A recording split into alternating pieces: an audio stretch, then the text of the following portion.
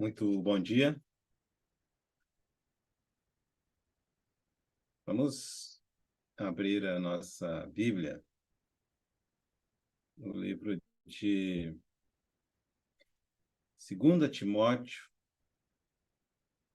capítulo 3, versículo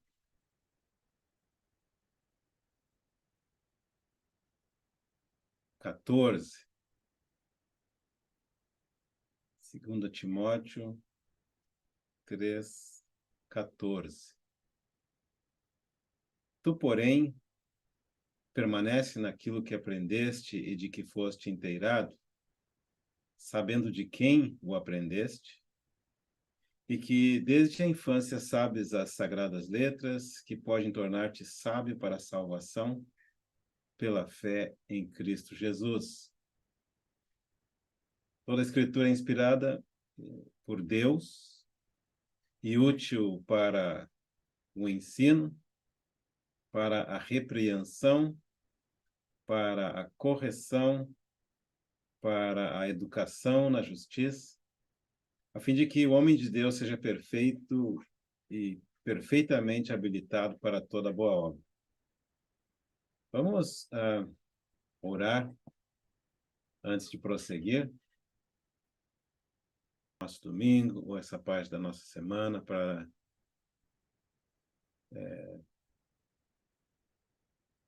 estudar junto as Escrituras.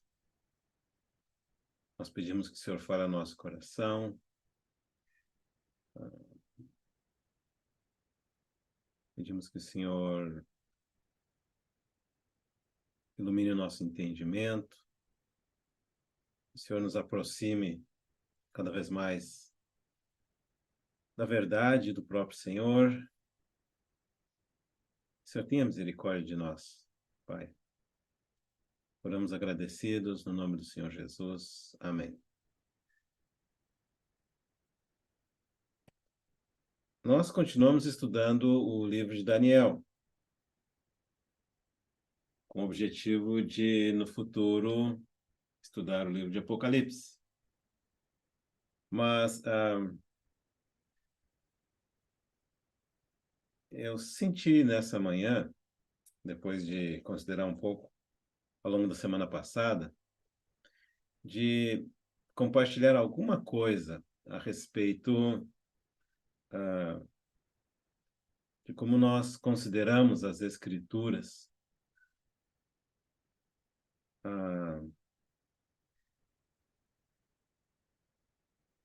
Nós sabemos que na época do nosso Senhor Jesus, a palavra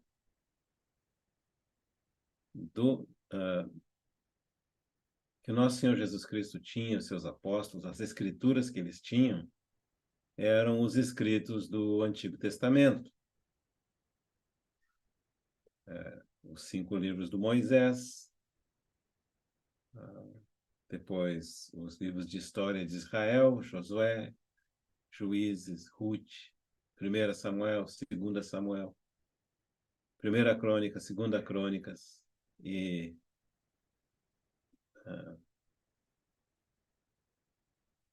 Neemias, Esdras, Esther, e depois tem os livros, na nossa ordem da Bíblia tem os livros poéticos, né? Jó, Salmos, Provérbios, Eclesiastes, Cântico dos Cânticos.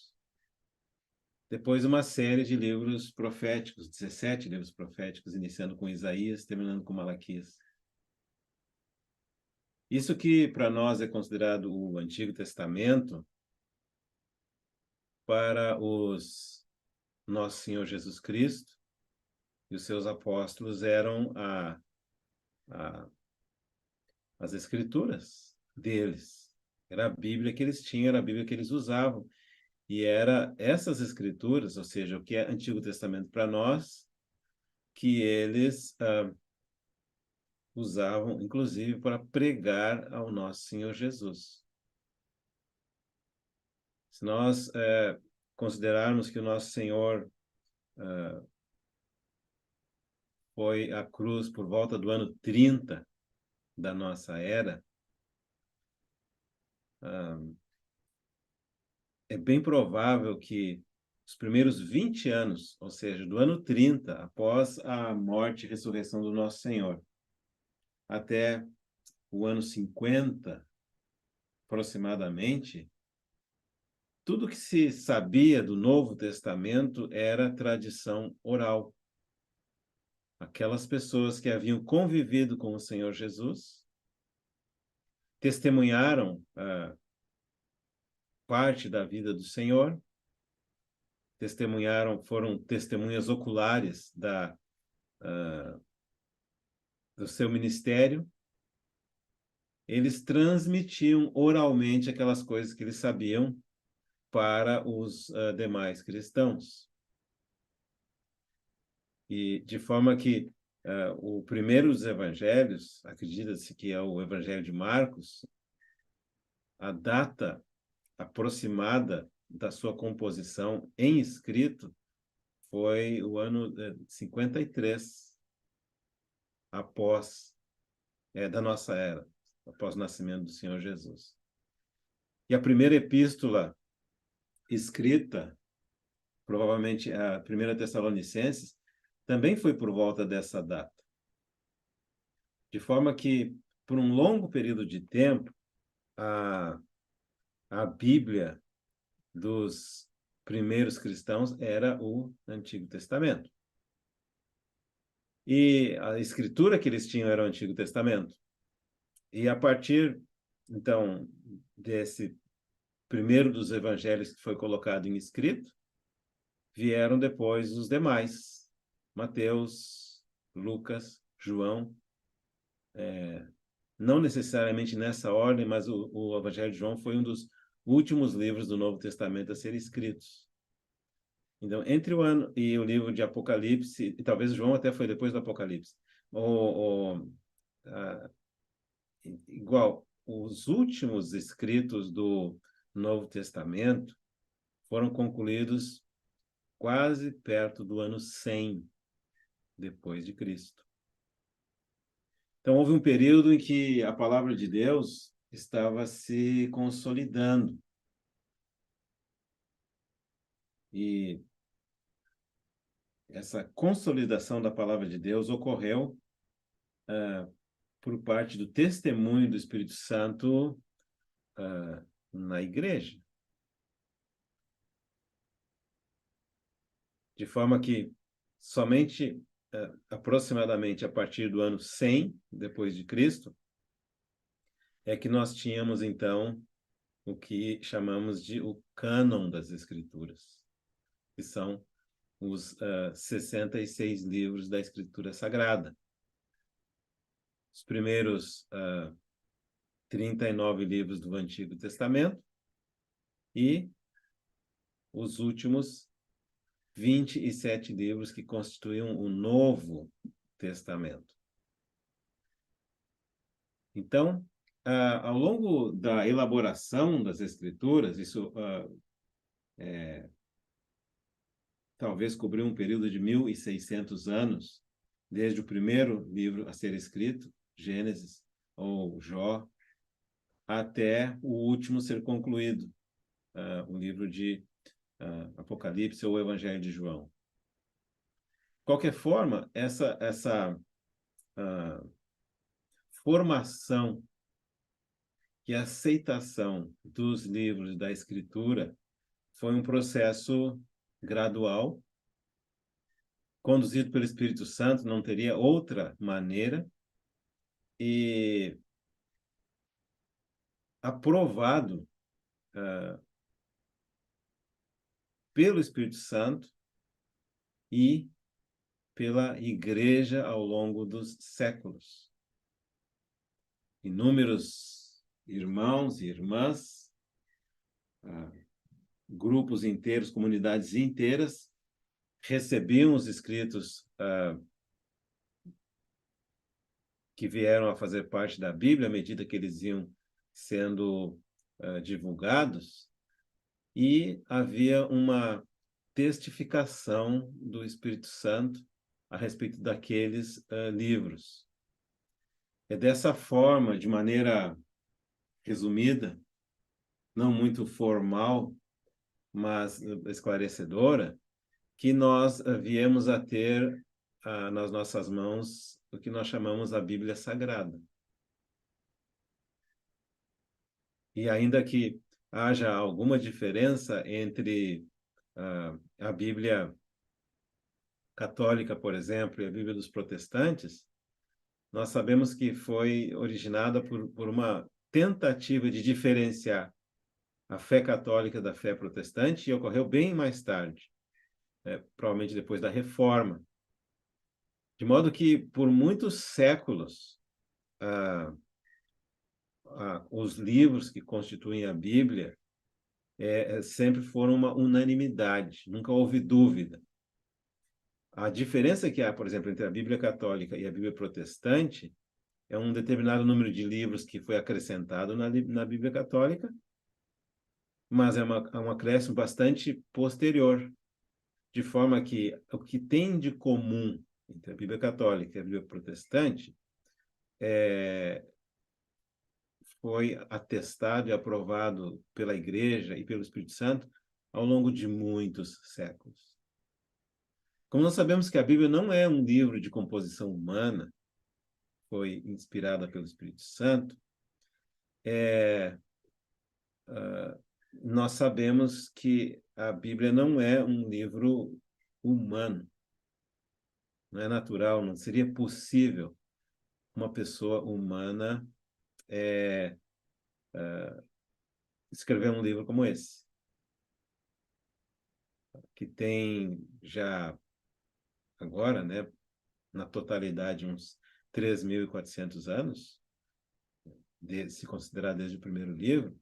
De qualquer forma, depois que o assim chamado cânon da Escritura foi fechado, quase 2.000 anos, esses 66 livros da Bíblia são considerados palavra de Deus. Eles são de origem divina, são de origem milagrosa, são inexplicáveis do ponto de vista humano e perfeitamente concebíveis do ponto de vista divino. Só Deus poderia ter nos dado um livro como as Sagradas Escrituras. E, além disso, existe uma unicidade de assunto, uma harmonia entre todas as partes da Escritura, uma concordância nela que impossibilita, inclusive, se achar, se você estudar com bastante cuidado, qualquer erro da Escritura. Não há. Ninguém conseguiu provar erro na Escritura. Quem menciona possíveis erros na Escritura, mais cedo ou mais tarde vai se mostrar equivocado. Já aconteceu na história várias vezes. Então, esse primeiro ponto era importante de salientar hoje, que a Escritura, como nós temos ela, esses 66 livros, 39 do Antigo Testamento e 27 do Novo Testamento, ela já foi testificada pela Igreja e pelo Espírito Santo ao longo de muitíssimos séculos. Talvez a parte que teria alguma possibilidade de dúvida seria os últimos livros. Eu vou explicar por quê. O Antigo Testamento, todo ele foi reafirmado pelo Senhor Jesus. Por exemplo, no Evangelho de Lucas, no capítulo 24, o Senhor menciona as 3 divisões da Bíblia hebraica, que continha todos os livros que o nosso Antigo Testamento tem hoje. Quer ver? Abre lá comigo no Evangelho de Lucas, no capítulo 24.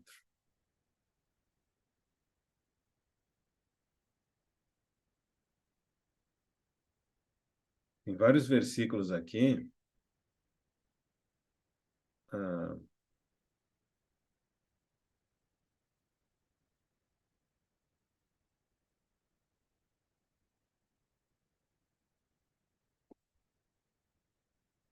Eu vou pegar um deles apenas. Versículo 44, Lucas 24, 44. A seguir, Jesus lhes disse: são estas as palavras que eu vos falei, estando ainda convosco. Importava se cumprisse tudo o que de mim está escrito na lei de Moisés, nos profetas, nos salmos. Então, com essa menção, ou referência do nosso Senhor Jesus Cristo ao Antigo Testamento, as três principais partes do Antigo Testamento, conforme a divisão hebraica, estão aqui.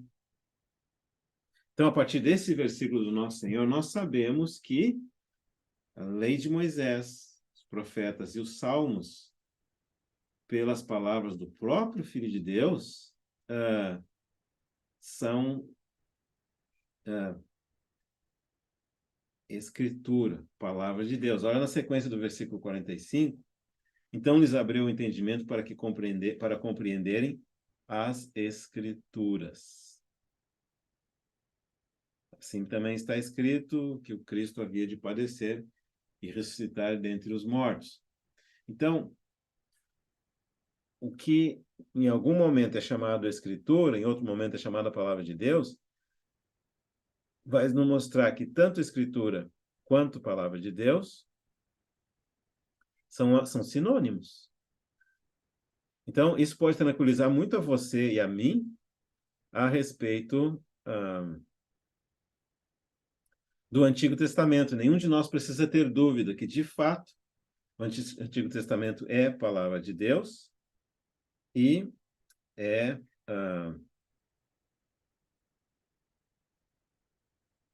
Escritura. Por exemplo, no Evangelho de João, no capítulo 5, versículo 39.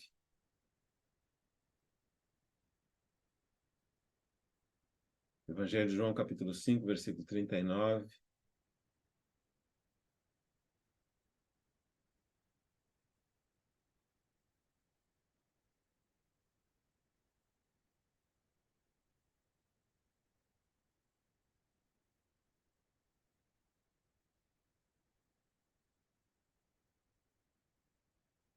Versículo 38. Também não tendes a sua palavra permanentemente em vós, porque não credes naquele a quem ele enviou.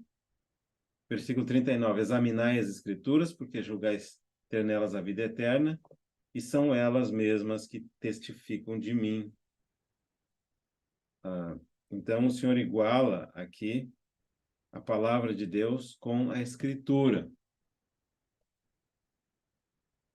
Além disso, o Senhor cita, literalmente ou indiretamente, inúmeros versículos do Antigo Testamento, provando dessa forma que o Senhor Jesus Cristo acreditava que a Bíblia hebraica, que o Antigo Testamento para nós, eram de fato Escritura ou Palavra de Deus. Nenhuma pessoa está desautorizada, está autorizada a desautorizar o nosso Senhor. Vou dar um exemplo aos irmãos. Tem um grande número de estudiosos da Escritura que não dizem ter certeza que o livro do profeta Daniel faz parte da Escritura, que o livro do profeta Daniel é a palavra de Deus, que o livro de Daniel foi escrito pelo Daniel. Eles não acreditam. E não acreditam que o livro de Daniel foi escrito antes que a história acontecesse. Tem muitas pessoas. E outros não consideram nem mesmo que existia a possibilidade do Daniel prever coisas. Então, as palavras profetizadas pelo Daniel foram tão exatas que eles disseram assim, não, a história aconteceu primeiro, aí veio alguém lá perto do ano 100 antes de Cristo, reescreveu a história como se fosse profecia, atribuiu o seu nome de Daniel e disse que o livro foi escrito 600 anos antes. De tão exatas que eram as profecias do Daniel. Mas aí quando você vai para o Evangelho de Mateus, você encontra que o Senhor Jesus Cristo se refere ao Daniel como o profeta Daniel, está no capítulo 24, certo? Então, quando vários eruditos, que na verdade não creem na Bíblia, né, não acreditam no Daniel como profeta, porque em nenhum lugar do Antigo Testamento ele é referido como profeta, não acreditam no livro do Daniel como tendo sido escrito por ele, o Senhor Jesus Cristo prova ao mencionar o livro, o Daniel, quando ele diz assim, ó, profeta Daniel. Com isso, o que nós queremos dizer? Por inúmeras provas da maneira como estou explicando para os irmãos, nós temos plena certeza que os 39 livros da Bíblia hebraica, que agora são o nosso Antigo Testamento, são escritura e são palavra de Deus. O que dizer, então, dos 27 livros do Novo Testamento? Da mesma forma, como esses 4 evangelhos foram escritos, ou pelo menos 3 deles, com tempo cedo o suficiente para que aquelas pessoas que viveram essa história pudessem confirmar a história, ou seja, todos os evangelhos que foram escritos, existia ainda pessoas que foram testemunhas oculares dos fatos a respeito do Senhor Jesus. É provável que a Maria ainda fosse viva quando o Evangelho de Lucas foi escrito. É bem provável que a Maria é quem forneceu as informações com relação aos detalhes do nascimento do nosso Senhor. Quem mais ia saber que o anjo Gabriel a visitou? Quem mais ia saber do nascimento virginal? Provavelmente ela não teria contado para ninguém antes, talvez da morte e ressurreição do nosso Senhor. E tinha inúmeras testemunhas da morte e ressurreição do nosso Senhor. É mencionado cerca de 120, depois 500 que são testemunhas da ressurreição. E é claro que algumas dessas pessoas estavam vivas quando os primeiros evangelhos foram escritos. O que significa isso? Pelo menos os evangelhos e o livro de Atos tinha testemunhas oculares. Então, eles chegaram para nós sem conter possíveis enganos. E o mesmo pode ser dito de vários outros livros da Bíblia, que foram sendo confirmados gradativamente por aqueles irmãos que foram testemunhas oculares, ou também pelo resultado da aplicação daquelas escrituras na vida da igreja.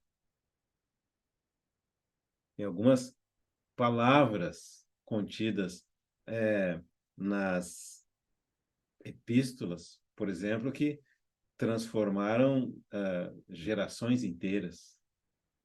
Como, por exemplo, o justo viverá pela fé. É uma citação do livro de Abacuque, do Antigo Testamento.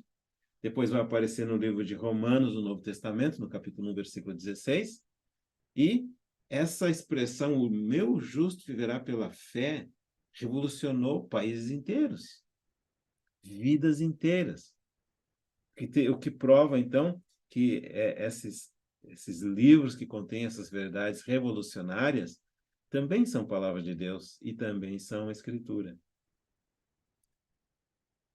Para resumir essa história, nós acreditamos nisso que nós acabamos de ler na segunda epístola do Paulo ao Timóteo, no capítulo 3, no versículo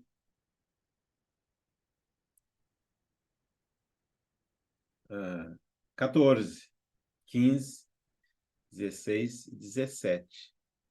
Tu, porém, permanece naquilo que aprendeste e de que foste inteirado, sabendo de quem o aprendeste e que desde a infância sabes as sagradas letras, que podem tornar-te sábio para a salvação pela fé em Cristo Jesus. Aí vem, ó, toda a Escritura é inspirada por Deus e útil para o ensino, para a repreensão, para a correção, para a educação na justiça, a fim de que o homem de Deus seja perfeito e perfeitamente habilitado para toda a boa obra. Então, com isso, esse versículo maravilhoso aqui vai nos dizer que a palavra de Deus, assim como nós temos ela, foi soprada pelo próprio Deus, por meio do Espírito Santo, no coração desses homens que foram usados como instrumentos para trazer essa palavra para nós. Tem um versículo muito interessante na segunda epístola de Pedro, capítulo 3, que diz o seguinte,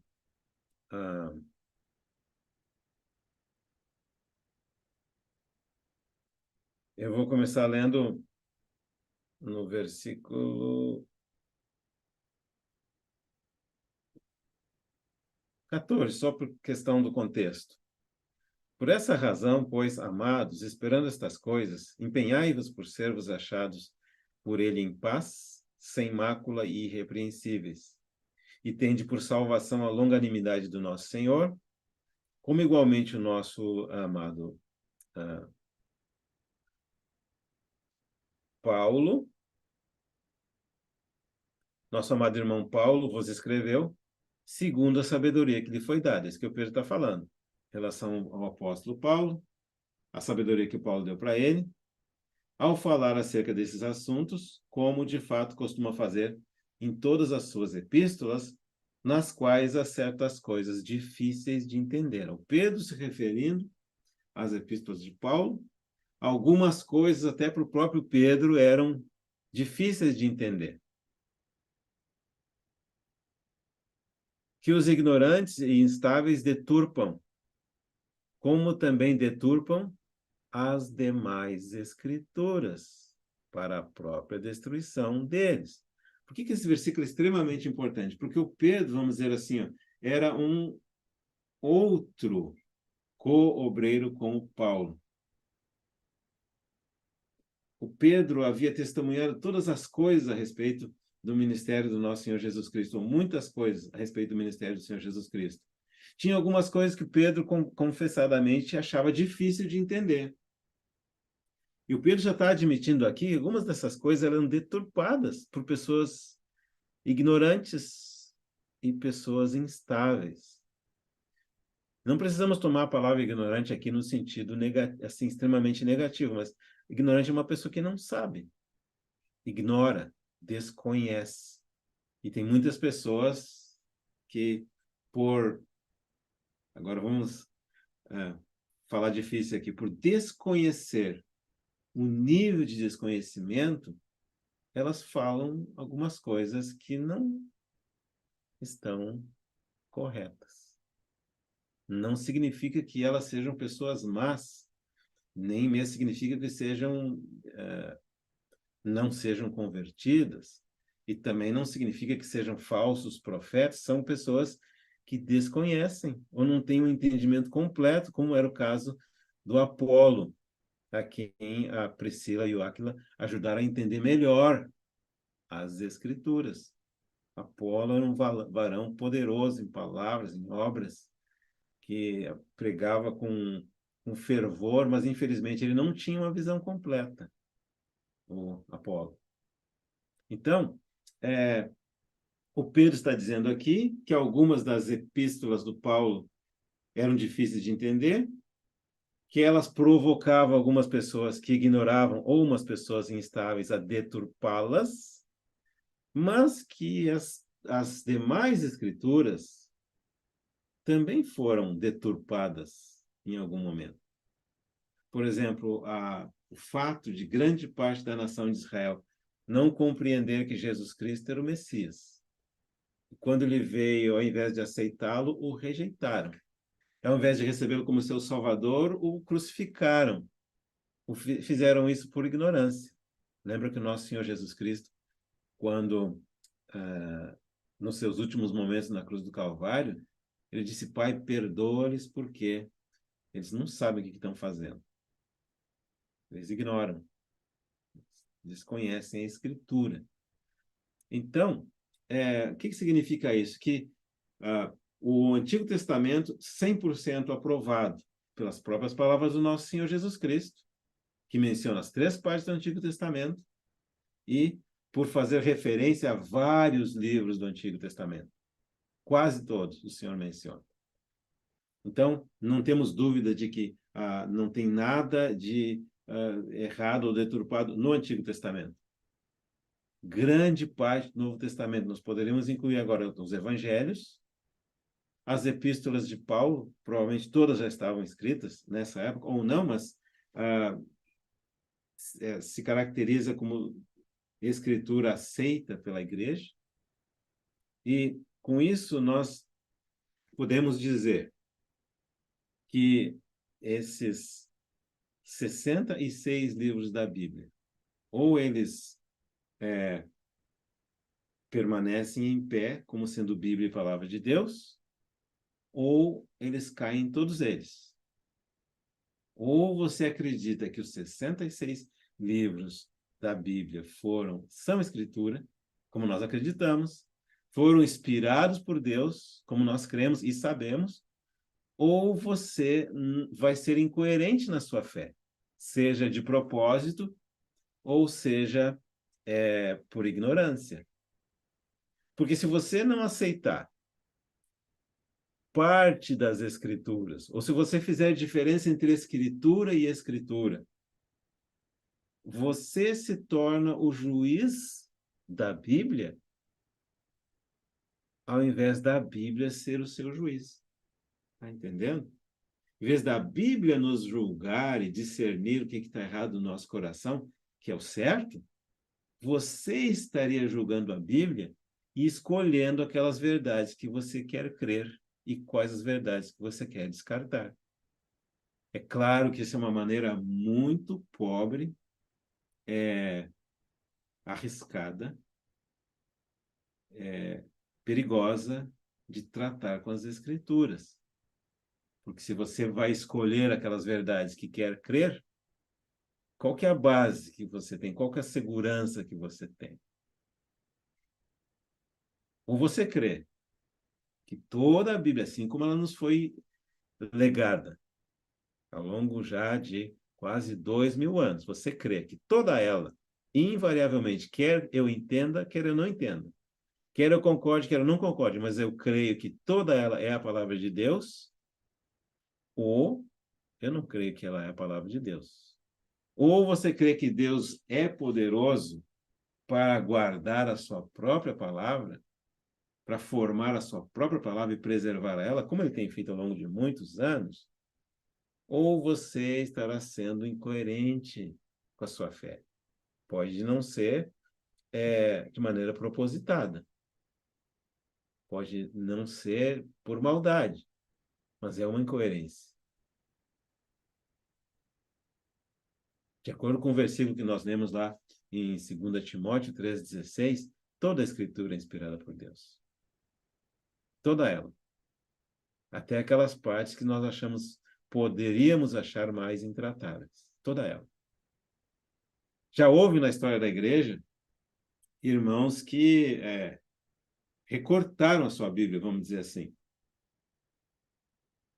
Teve um irmão, esses dados estão na minha mente, mas já faz muito tempo que eu estudei isso, eu não lembro exatamente com precisão os detalhes, mas vocês podem pesquisar lá, um irmão chamado Marcion. Se eu não me equivoco, ele achava que o Evangelho de Mateus, Marcos e João não eram bíblicos. Parece que ele ficou só com Lucas.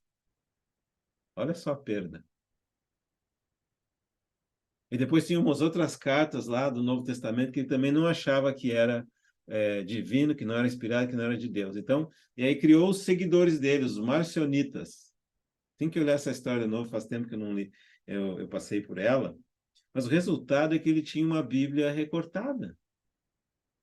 E uma Bíblia extremamente pobre.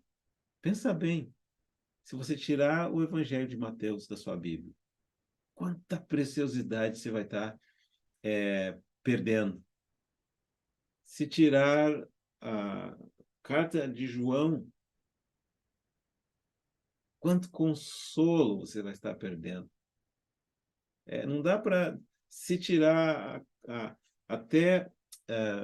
eu lembro que o Lutero, ele considerava Romanos a Catarina dele. Catarina era o nome da esposa dele. Como ele amava Romanos, como ele apreciava o livro de Romanos, como essa verdade de Romanos foi libertadora para ele e para toda a geração daquela época e para nós também. Mas ele desprezava a carta do Tiago. Se ele achava que Romanos era peras preciosas, Tiago para ele era palha. Mas vê quanta coisa nós perderíamos se perdêssemos a epístola do Tiago. Claro, Romanos foi muito útil para o Lutero por causa da história dele. Mas entre ele achar uma bênção Romanos e querer jogar fora a carta do Tiago, tem uma diferença muito grande. Quantas frases importantes na epístola do Tiago. Que todo dom perfeito, toda boa dádiva vem do vosso Pai Celestial. Que fala aquela sabedoria que é demoníaca, que é animal, que é terrena, e tem a sabedoria que é celestial, que é divina, que é pacífica. E fala do poder da oração, que o Elias era um homem quase sujeito às mesmas fraquezas do que nós, e o Elias orou, e por 3 anos não choveu. Tem uma infinidade de preciosidades na carta do Tiago, que eu acredito que o irmão Lutero perdeu. Porque, no certo sentido, ele recortou as escrituras.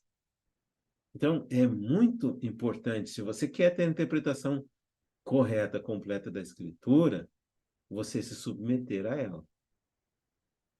Ou você crê nos 66 livros da Bíblia, ou você está arriscando a ficar na posição de escolher algum livro ou outro que você não crê, e, infelizmente, vai perder a revelação completa, vai perder verdades preciosas, talvez vai perder amigos e talvez vai ensinar errado. Não significa que você seja uma má pessoa, não significa que seja um falso profeta. Pode ser que seja, mas não significa que seja, necessariamente. Então, a nossa posição é de não achar que uma palavra da Bíblia tem mais valor do que a outra. Não. Toda ela foi inspirada por Deus. Toda ela é útil para a correção. Toda ela é útil para a revelação. E é assim que é a abordagem que eu creio que devemos ter em relação à Bíblia. Toda ela. Não tem nenhum versículo, nenhuma frase que nós podemos nos dar ao luxo de dizer, não, essa frase aqui foi uma invenção do autor. Ou não tem nenhum autor que nós podemos nos dar ao luxo de dizer que ele nem sei como é que esse livro foi parar na Bíblia. Não podemos dizer isso. Sob a pena de sermos incoerentes. Ou você acredita que Deus é capaz de dar a sua palavra com origem divina e preservá-la, ou você não acredita nem mesmo que a Bíblia seja a palavra de Deus, se você quiser ser coerente. Né? Mas, se por ignorância você recortar a sua Bíblia, dá para compreender, porque algumas pessoas já fizeram isso no passado. E talvez ainda fazem isso no presente. E nós, eu acho que temos que respeitar o nível de maturidade que as pessoas se encontram, o nível de conhecimento que as pessoas se encontram. Pensa bem, nós devemos estar na nossa aula de número 203 ou 204. Eu sempre perco esses números dos nossos encontros aos domingos, porque quando eu viajo e tenho muita atividade, não tem tempo de corrigir colocar a informação correta lá. Mas pensa bem, se você assistiu, e eu acredito que tem gente que assiste essas aulas todas, você tem 200, no mínimo 200 horas de muita informação e pregação e ensino, que uma pessoa que não teve a paciência de seguir isso, fazer esse tipo de estudo, ela não tem isso. Então vai chegar algum momento, sem dúvida nenhuma, em que, graças a Deus, você vai saber mais do que as outras pessoas. Natural. Porque a cada domingo você está recebendo, pelo menos conosco aqui, né, pelo menos comigo, uma carga de 1 hora inteirinha de é, ensino. Em algum momento, isso vai começar a fazer diferença em relação a uma pessoa que não está exposta ao ensino. Aí imagina se você assiste 1 hora do meu compartilhar aqui, né? Depois você tem interesse, assiste mais 1 hora de outro irmão, mais 1 hora de outro irmão. Quando você vê, você vai estar sabendo, graças a Deus, mais do que outros, sem dúvida nenhuma. E da maneira como nós temos nos proposto a estudar, que a gente estuda sem pressa, nós não estudamos, assim, escolhemos um assunto, nós vamos seguindo aquilo que o livro vai nos explicando. A nossa ideia não é confirmar uma teoria nossa usando versículos da Bíblia, ao contrário, é extrair da Bíblia a verdade que ela quer dizer. Então, sem dúvida nenhuma, em algum momento você vai saber mais, seguramente, mais do que muitas pessoas. Graças a Deus, esse é o propósito. Que vai ampliando alargando a nossa visão. Especialmente porque a ideia da nossa maneira de explicar a palavra de Deus é deixar que a própria palavra de Deus vai alargando a sua visão. Vai dando mais revelação, você vai entendendo, vai compreendendo as Escrituras. Isso precisa tempo. Precisa também que o Espírito Santo vá trabalhando no nosso coração, paralelamente e gradualmente a gente começa a ver. Né? Não adianta, por exemplo, você abrir os olhos de uma pessoa que está dentro de um buraco. E também não adianta você colocar em cima da montanha uma pessoa que é cega. Você tem que pegar uma pessoa que tem visão e colocá-la em cima da montanha e aí ela vai conseguir ver. E esse processo que nós temos aqui, quase 200 horas de ensino sobre a palavra da profecia. Em algum momento você vai saber mais do que os outros. Graças a Deus por isso. Mas é importante perguntar o que você vai fazer com isso que você sabe. Você vai usar para iluminar outras pessoas ou você vai usar para se fixar no fato de saber mais do que outras pessoas e tomar uma posição em relação a elas, entendeu? É muito importante isso. Se nós vamos nos dar conta em algum momento que estamos sabendo mais do que o outro, e graças a Deus vai chegar esse momento na sua vida, se Deus quiser. E o que você faz com isso? Tem muitas pessoas que correm o risco, se não for a presença do Senhor com humildade, né, de se tornar divisível ou de acreditar que aquelas pessoas que não enxergam da mesma maneira como eu enxergo não são filhos de Deus, não são salvos, não são outras coisas. Quando, na verdade, ser ou não filho de Deus não está relacionado com o quanto a gente enxerga, não está relacionado mesmo com o entendimento. Ser filho de Deus está relacionado com receber a vida de Deus por meio da fé na obra de Jesus Cristo realizada na cruz do Calvário. Todo aquele que recebe a Cristo ou que foi recebido por Cristo é filho de Deus, é meu irmão, independente do grau de instrução que ele tenha. Mas eu achei que era importante mencionar essas coisas aqui para esclarecer com bastante, de maneira simples, não muito formal, não muito detalhada, a maneira como nós cremos, o entendimento que eu tenho, que eu gostaria de repassar para os irmãos.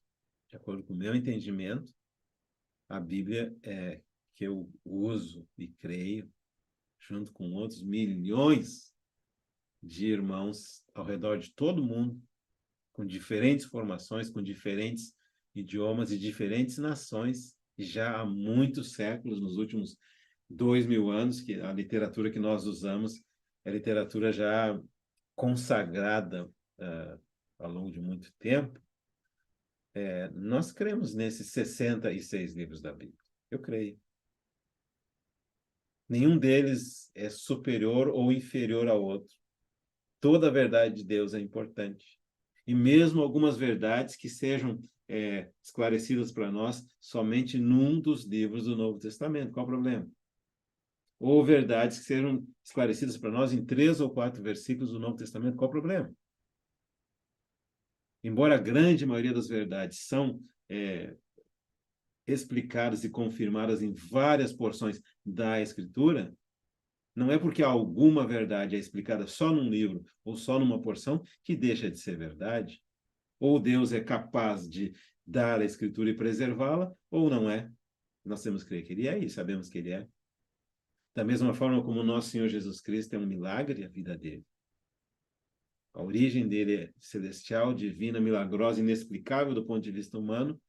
A Escritura também é um milagre, celestial, milagrosa, inexplicável do ponto de vista humano. E por isso que ela é tão fascinante. E é por isso que alguns de nós temos sido atraídos por essa Escritura já por boa parte da nossa vida.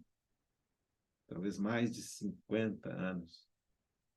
Fascinados com esse livro fabuloso, que nunca falhou, que nunca teve um erro, nunca teve um engano. E isso não somente o nosso caso, é o caso de milhões de pessoas, em algumas circunstâncias, mais capacitadas do que nós intelectualmente. Superiores a nós em fé, em conhecimento, em tudo, e que acreditaram da primeira até a última página desse livro, os 66 livros. Não recortaram as suas Bíblias. E, embora tenha algumas partes que sejam mais difíceis, reconhecidamente, precisa mais trabalho para ajustá-las ao quadro total, não descartaram como se eu não concordo, eu não entendo, então eu vou descartar. Não. Então, eu acho que esse esclarecimento era importante de dar para os irmãos e para as irmãs, para trazer paz ao nosso coração, né? E nós acreditamos que o conhecer mais, e graças a Deus por isso, nunca deve ser motivo de nós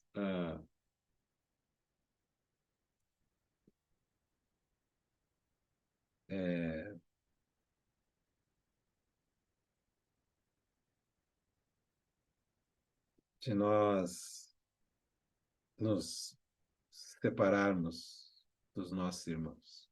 Nunca deve ser motivo para isso. É motivo para a gente orar por eles e tentar pedir que o Senhor ilumine o entendimento deles. Nem sei exatamente como que eu posso colocar isso, mas acredito que essa é a nossa visão, né, da Bíblia. E é nessa visão que nós andamos. Nenhuma dessas palavras caíram por terra. Agora eu lembrei que acredito que o irmão Calvino, João Calvino, famoso, usado grandemente pelo Senhor, ele escreveu comentários, eu acho que sobre 65 dentre os 66 livros da Bíblia. E ele não escreveu sobre o Apocalipse. Também isso é tudo de memória, não sei, tem que olhar lá depois, você pode até me ajudar, mas eu acho que é isso. Ou se você sabe mais do que eu sobre esse assunto, escreve aí num dos comentários quando ficar lá no vídeo, e eu olho de novo, mas acho que ele nunca escreveu sobre o Apocalipse. Foi um irmão muito usado por Deus, mas que não ousou aproximar do livro de Apocalipse. E o livro de Apocalipse é uma bênção, mas esse irmão não... E claro que ele perdeu, né? É um livro que dá a consumação de toda a história da Bíblia, é o fechamento de todas as profecias, é a transição entre os reinos desse mundo e o reino do nosso Senhor. Enfim, nós estudamos a Bíblia como ela nos foi legada, 66 livros. Todas as palavras são igualmente importantes. Ainda que algumas palavras foram proferidas pelos lábios do nosso próprio Senhor, mas foram inspiradas por quem? Inclusive no nosso Senhor, pelo Espírito Santo. A Bíblia fala que ele tinha o Espírito Santo sem medida. Ele andava debaixo da autoridade do Espírito Santo, comunhão direta com Deus. E os demais autores usados por Deus para escrever a Bíblia que nós temos até hoje, é evidente que foram inspirados pelo Espírito Santo. É o mesmo Espírito Santo. E a Bíblia diz que o Espírito Santo é o Espírito da verdade, que nos conduziria a toda a verdade. Então, para nós não tem diferença entre Escritura e Escritura. É toda ela inspirada pela palavra de Deus. Não quer dizer que toda ela seja central. Não quer dizer que todas as verdades tenham o mesmo peso. Cada verdade tem a sua posição relativa. É óbvio que as verdades relativas à salvação, à vida eterna, à vida do Senhor, são mais centrais que verdades relacionadas com outros assuntos, mas não deixam de ser verdades. E se nós tivermos tempo e recursos, nós podemos empregar esse tempo em todas as verdades. Se não tivermos tempo e recursos, vamos, obviamente, nos aplicar àquelas verdades que são mais centrais, porque o nosso tempo de vida é limitado. A nossa energia e saúde também são limitadas. Por exemplo, quando o Senhor Jesus Cristo diz buscar em primeiro lugar o reino de Deus, é óbvio que a verdade do reino de Deus tem que ocupar uma posição mais central que uma verdade relativa a outro assunto, igualmente verdadeiro, igualmente divino, mas que não está nesse primeiro, quando o Senhor Jesus Cristo disse assim, buscai em primeiro lugar o reino de Deus. Presta atenção. Essa verdade do reino de Deus deve estar permeada do primeiro livro da Bíblia até o último. E de fato está. Está imersa nas primeiras palavras do nosso Senhor Jesus Cristo até as últimas. Aparece no início, no meio e no fim do ministério dele. E envolve eternidade antes da história, eternidade depois da história, e envolve toda a história. Então, é uma verdade central. Mas não quer dizer que as outras porções também não sejam verdades e também não sejam importantes. Elas só não são, talvez, prioritárias, dependendo do estágio da vida que a gente se encontra. Então, eu espero que com esse parênteses de explicação tenha ajudado os irmãos a entender melhor como que nós e as irmãs, né, como que nós abordamos as Escrituras. Todos os autores, Paulo, Pedro, João, Tiago, Judas, nós cremos que foram inspirados por Deus. Todos os livros, Mateus, Marcos, Lucas, João, as epístolas do Paulo, Hebreus, 1ª e 2ª Pedro, Apocalipse, todos eles foram inspirados pelo Espírito Santo. Todos eles são cheios de ricas verdades. Se você perder alguma dessas verdades, eu não sei se tem como reparar. Como essa verdade maravilhosa de que nós temos um sumo sacerdote da mesma ordem do Melquisedeque. O Melquisedeque foi usado como um tipo do sacerdote celestial do nosso Senhor Jesus Cristo. E que ele é nosso. Pensa bem, se você não conhecer essa verdade, quanto você desconhece, né? Saber que tem alguém no céu que intercede por nós, com poder celestial, que é o próprio Filho de Deus, que é o nosso mediador, para todos sempre insubstituível, santo, elevado acima de todos. Pensa bem, se você tiver alguma restrição com essa verdade, que grande perda. Que Deus tenha misericórdia de nós, né? Mas esse é o nosso entendimento atual. E nós estamos muito felizes por aqueles de vocês que têm já nos acompanhado ao longo de agora um bom número de anos. Graças a Deus por isso. Quanto mais nós caminhamos nessa jornada, nesse tipo de caminhar, mais nós estamos empolgados com a infinita grandeza do nosso Senhor, com a infinita misericórdia do nosso Senhor.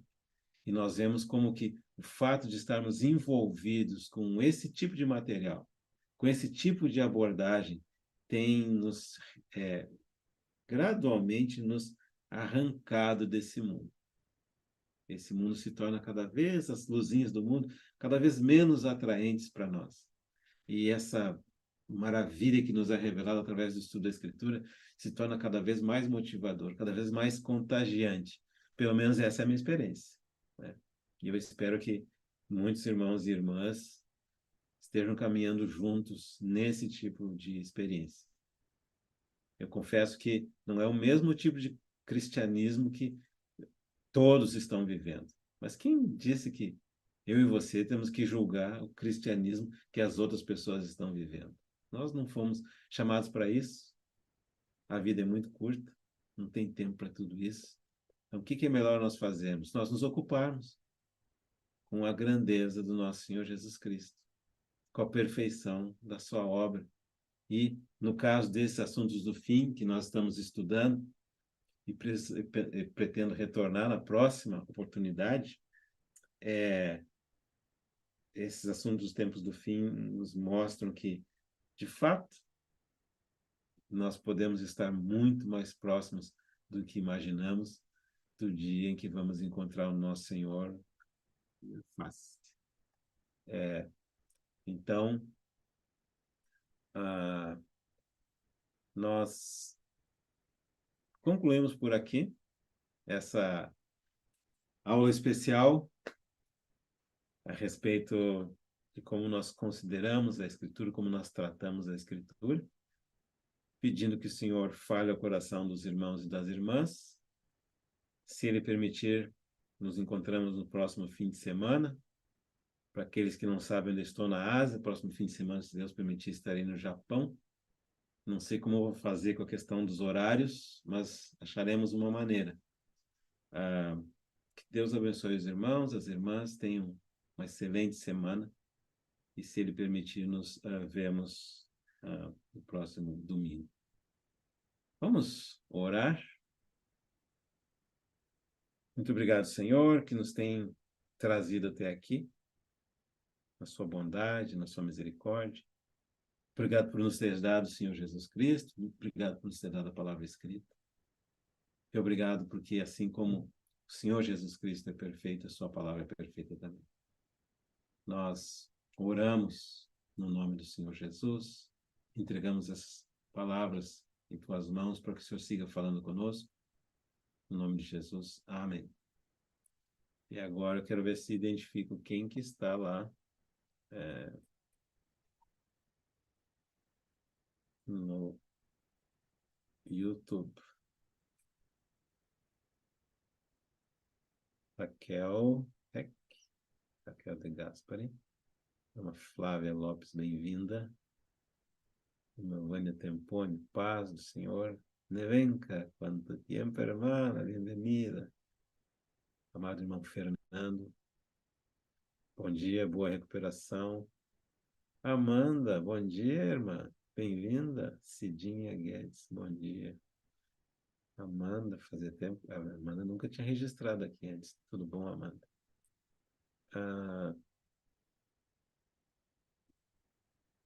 Edith, Porto Alegre, bom dia, paz.